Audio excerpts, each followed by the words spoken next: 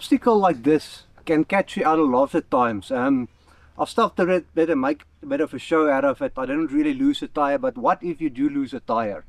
Especially through a sidewall cut. If it's on the running area, on the flat surface of the tire, then you can usually put in a plug.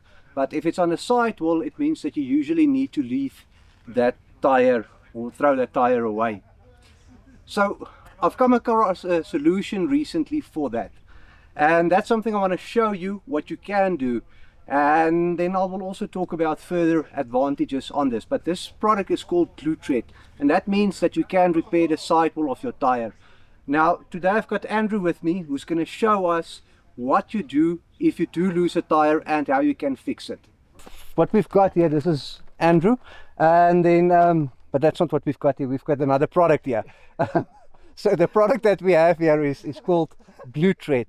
So the idea of this product is that you can repair your tire while on the go. Basically, if it happens now on a trail, then you don't even need to take your tire off. You can repair it on the wheel, and then you can continue driving. And you can basically, you can drive until you reach safety and can maybe buy a new tire. But what Andrew's going to show us now is just how to apply this product or how to use it, and just some general tips on things what to do and what not to do. Unfortunately, none of us on this obstacle cut or sliced the tire or anything, so that's why I brought the display tire. So we made a cut, obviously. So the first thing that you got to do once you've got this, once you've sliced the tire, you don't have to take the tire off the car like Hank said, unless it's on the inside of the sidewall, obviously. So this works on any tire basically. The idea is if you're on a trip and you plan to do 2,000 kilometers, and maybe within 200 kilometers you slash a tire, but it's dirt roads all the way, you can patch the tire, leave it on, keep your spare for when you drive home, the long road, the tar road back, for high-speed driving and stuff. Remember, the sidewall's compromised, so it's not tested for off-road, highway, high-speed use. So basically, what you got to do once you've got a nice cut there, or not very nice, but you've got a sidewall cut, you want to clean the area up around the cut, so that you've got about, let's say, 20 mils from either side of the cut, and at the top and at the bottom of the cut, nice and flat. So with the kits, you do get sandpaper. You never want to use a grinder. That will change the chemical compound of the tire to the rubber and makes it tacky, and then the glue doesn't work.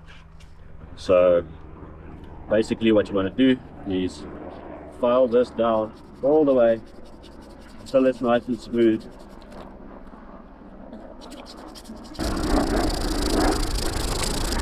There's just something that we're discussing is if you basically using the sandpaper now there, but the cut is on the side, basically on one of the lugs, then what you will need to do is you will need to take a knife and cut off that piece to obviously to get a flat surface. So like we said, the idea is to get the tire in such a condition that you can drive out, but by no means it's designed to drive tens of thousands of kilometers with.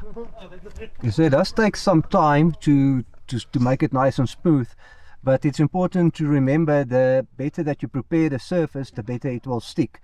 If you don't do it properly, then there will be gaps between the patch that you put on and the tire itself, so that means it's still going to leak air. So it's important maybe just to spend some time on this and make sure the surface is prepared properly. So we're going to size our patch. Obviously this patch is too long, we don't need to use the entire patch. Plus we're going to go over here, which is gonna compromise the patch here. It's probably not gonna stick very nicely here. And then we want to apply our glue. This is also very important that so what I'm going to do, you can apply the glue. If you've got a marker or pen or something, you can make a little border around it, take the patch off, apply your glue. Glue has to be made in little dots. That's the reason they send you get the little applicator tips. And this is quite cool. Because you're not going to use the whole bottle. You're not going to use the whole bottle of adhesive. So what you can do is, once you've got the tip on, obviously, just put it in a little bit of dirt when you're done. Just to get something on here. It'll close, it'll get stuck, then you can just cut that tip off the next time. Okay. So it doesn't dry. Yeah. So once you got your glue open, you want to put the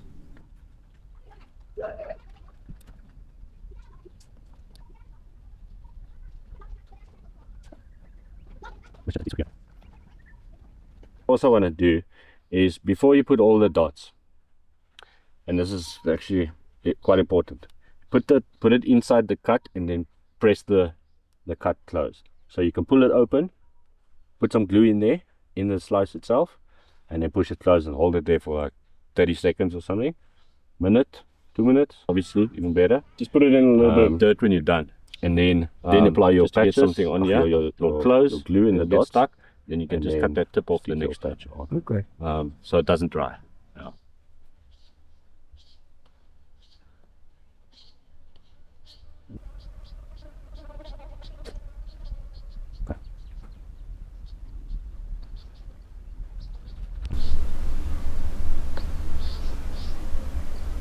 Step will be, okay, so patches on.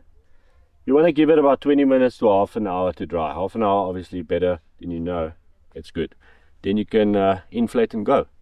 What I would suggest also is, because where we cut it, especially where we cut the patch, this can hook on a rock and obviously pull.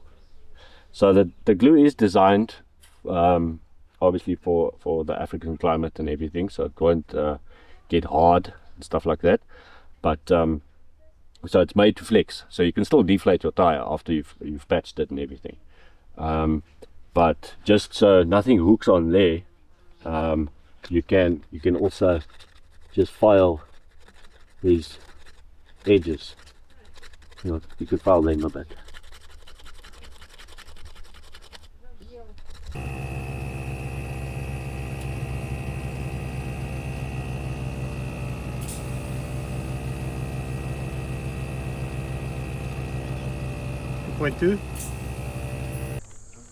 Okay, so this is the product that we've used. It's called GlueTread, and you can get it from 4x4 Mega World. Now the thing is, you've got different kits, so obviously it's got to do with the amount of patches and things in there. You've got a smaller kit and then a bigger kit, so it depends. I think if you're a vehicle on your own, maybe get the smaller kit if you're not gonna go for a long time. But if you're alone and for a long period, or a big group, then maybe it's better to get the bigger kit. And in the kit you've got the patches, you've got the glue, and then obviously you've got sufficient sandpaper to sort all of that out. Maybe just make sure you've got a sharp knife if you do need to trim the edges off your tire a bit. But yeah, that's about it. Andrew, just maybe a couple of points which we've picked up in the things people should remember. Yeah. Where we actually made the mistakes, so that people remember that. A couple of mistakes I made. Number one, I think the prep work is the most important thing. You wanna have the sanding part. You wanna have clear around the cut and everything. Secondly, second mistake, big mistake actually, was not opening that cut and putting the glue inside and then pushing it closed, obviously just for a couple of seconds so you can see it break. Then obviously don't shake so much when you're putting the dots on. Well, maybe it helps to spread it out a little bit or something. But anyway, once it's on, less is more. Remember that. Less glue is more. You don't have to smear the whole bloody thing so crazy.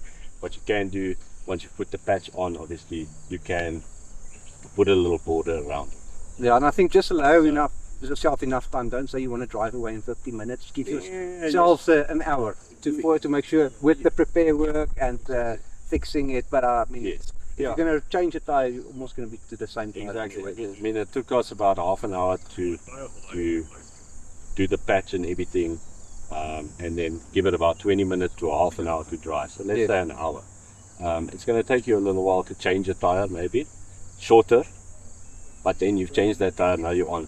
So then Yes, and now you're risking your spare. yes. And maybe it's also just to remember, it's important to do change the tire when you have the opportunity with a new one. Yeah. You can drive with it probably for thousands of kilometers, Yeah. but you can also have that something goes wrong. We've had to look at the tire that we fixed, and then there is a small bubble, so it's not advisable to drive with compromised. that. It's no longer fit for 20. highway high-speed use. It's no longer fit for that.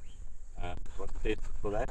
A lot of guys, some of our clients have come back, never changed the tire, and it's old. So one thing to, so GlueTread is like, is it worth it? Is it something that you must consider?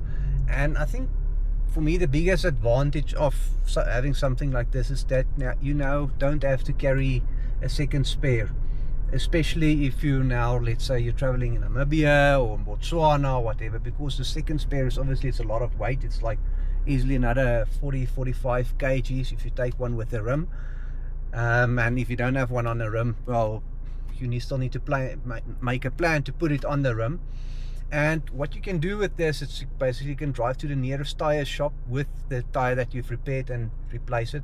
Although there has been cases where people has driven like a couple of thousand kilometers with it. Just to give you an example, I've spoken to a person in the US at the stage, and they said they use this on the Rubicon trails, and they only repair it then once they're off the trails, and they don't carry a spare wheel at all. So it just gives you that flexibility. So thanks for joining us on this episode. I hope you found it interesting. I certainly did, and I think it was a bit of more of a real world situation. You do it as real as possible. Obviously we not going to get somebody to write off a tire, but it was part of a 4x4 outing, so we got the people to see as well what's happening. And yeah, if you have any questions on it, put it on in the comments below, and I'll see you in the next episode. Bye.